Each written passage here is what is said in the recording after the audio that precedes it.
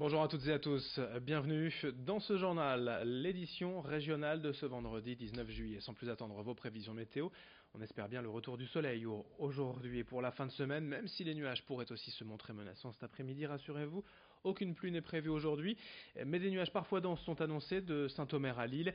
C'est quand même une belle journée d'été qui s'annonce malgré ces nuages. Les températures, elles seront très agréables. 26 degrés à Lille, 24 à Saint-Omer, 21 à Dunkerque ou à Calais. Les prévisions météo complètes après ce journal. Dans l'actualité, tout d'abord, la réforme des retraites se précise.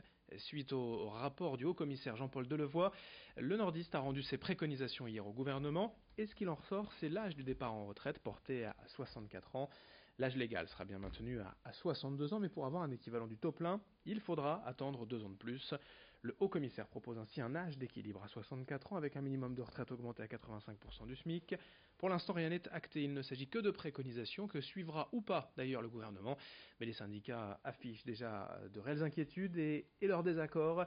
Michel Crépin, secrétaire général de la CFDT aux Hauts-de-France, au micro de Margot Sey. Les principes qui sont posés vont bien à la CFDT puisque ce rapport affirme la volonté d'un système universel des retraites et qui se fonde et qui garantit et qui conforte le système par répartition, ce qui pour la CFDT était quand même quelque chose d'absolument essentiel. C'est un rapport qui permet de s'engager vers une réforme systémique que la CFDT appelle aussi de ses voeux. Rappelons quand même qu'il existe aujourd'hui 42 régimes différents de retraite, que le système actuel génère de très importantes inégalités, avec notamment des inégalités pour les femmes, qui sont les grandes perdantes de notre système actuel, les jeunes également, et puis les plus pauvres et les plus fragiles. Les craintes du syndicat CFDT, nous les écouterons également dans un prochain journal. Au chapitre économique, l'industrie dentelière calaisienne vit sous, vous le savez, des moments difficiles. Les fabricants historiques que sont Noyon de Sey ou encore le teinturier Color Biotech jouent actuellement leur avenir, leur survie au tribunal de commerce de Boulogne en attente d'un repreneur, en liquidation ou redressement judiciaire. Les denteliers n'ont plus leur destin en main. Reportage de Corentin Escaillé. Le tribunal de commerce a tranché, c'est le 12 septembre prochain que les salariés de Sey et de Color Biotech en sauront plus sur l'avenir de leurs entreprises. Détenu par le groupe chinois Yongzhen, Sey est au chômage technique. Color Biotech, également en redressement judiciaire, perd son volume au rythme des baisses de commandes. Les salariés de Sey étaient présents au tribunal de commerce de Boulogne-sur-Mer. Ils dénoncent la mauvaise gestion de leur entreprise. Tous les investissements, malgré ce que peut dire DS Avocat, tous les investissements promis n'ont pas été faits. Certes, ils ont apporté 5,8 millions, ce ne sont que du salaire. Ils ont payé bêtement des salaires sans faire évoluer l'entreprise, sans mettre les investissements et les moyens dans la recherche et le développement pour développer cette entreprise. Ce qu'on vit aujourd'hui, c'est uniquement de leur faute, c'est de la faute de gestion. Quand vous restez sur 36 mois, 24 mois sans commerce à l'export, il ne faut pas vous étonner que vous n'ayez pas de travail. Le marché de la dentelle est marqué par la concurrence asiatique qui s'est emparée de la plupart des clients européens depuis la levée des quotas textiles en Europe. Les marchés de la lingerie, du prêt-à-porter et de la robe sont attaqués sur les prix. Faute de clients, c'est toute une filière qui est en danger. Le problème, c'est les commandes. Et aujourd'hui, les clients ont fui et ils ne sont pas prêts de revenir. En plus, toute la confection aujourd'hui a lieu en Asie, donc ils préfèrent acheter sur place, sur des produits qui sont... Allez, ils font l'affaire. Les gens ne veulent plus dépenser d'argent. On va accepter de dépenser 1 000 € pour un téléphone, mais on n'acceptera plus de dépenser 100 € pour un sous-vêtement, malheureusement. Rendez-vous le 12 septembre prochain pour savoir si Sey, Noyon et Color Biotech sont liquidés, si un repreneur se présente ou encore si une union des derniers fabricants se constitue. L'idée, pour sauver la dentelle de Calais. Un pôle de dentelle. À Calais, bien évidemment, c'est ce que la région défend depuis le début. Elle n'aidera pas individuellement telle ou telle entreprise, c'est fini ce temps-là. Il faut trouver une solution globale.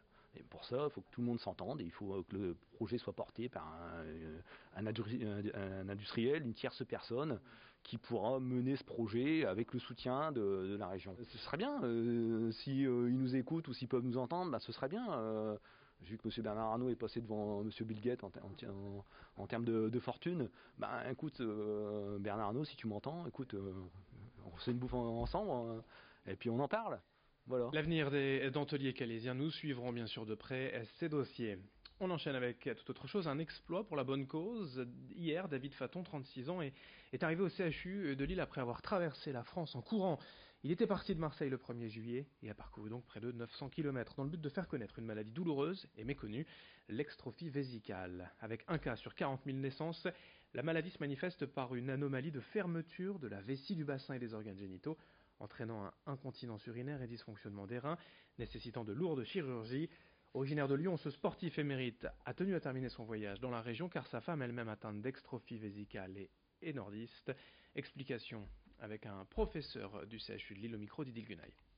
Je trouve ça absolument extraordinaire ce qu'il a fait. Moi, j'en suis tout à fait incapable. Et franchement, ça nécessite une volonté qui est époustouflante, mais qui correspond bien à ce que je ressens de mes petits patients, de mes patients, qui sont des patients qui sont tout à fait tous extraordinaires. Je veux dire, dans leur vécu au quotidien, dans ce qu'ils sont capables de donner et d'arriver à surmonter. Ça me rappelle le parcours de ces patients. C'est difficile, mais on arrive également à des moments de joie, c'est la vie en général, dans tous ses aspects. Et si vous êtes concerné de près ou de loin par cette maladie, rendez-vous sur le site de l'APEX, l'association pour l'accompagnement du patient extrophique.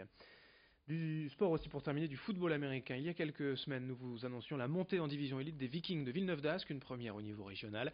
Mais cette semaine, la fédération a annoncé son refus de voir les nordistes jouer en D1 la saison prochaine, en cause des infrastructures vieillissantes, un manque de moyens par rapport aux besoins de la première division nationale. Les dirigeants villeneuvois craignaient cette décision et s'en doutaient, mais ils espèrent trouver rapidement des solutions. Le maire de Villeneuve d'Ascq et la métropole européenne de Lille ont été contactés, mais rien de concret n'a pour le moment abouti. Explication avec le président du club, le président des Vikings, joint par téléphone. On savait qu'au premier abord, on passerait pas parce qu'on remplissait pas le cahier des charges, donc c'était plutôt logique d'essuyer un refus au début. À nous maintenant de ramener les garanties à l'appel qui a lieu jeudi prochain à 12h30. La saison reprend en janvier, du coup on a encore 6 mois quand même. L'appel, déjà nous avons demandé le dispositif d'urgence, c'est pour ça qu'il passe très rapidement. Normalement il faut compter à peu près 2 mois pour avoir un appel et là on l'a eu en 15 jours, donc on en saura plus jeudi. Merci de votre fidélité. À suivre dans un instant vos prévisions météo.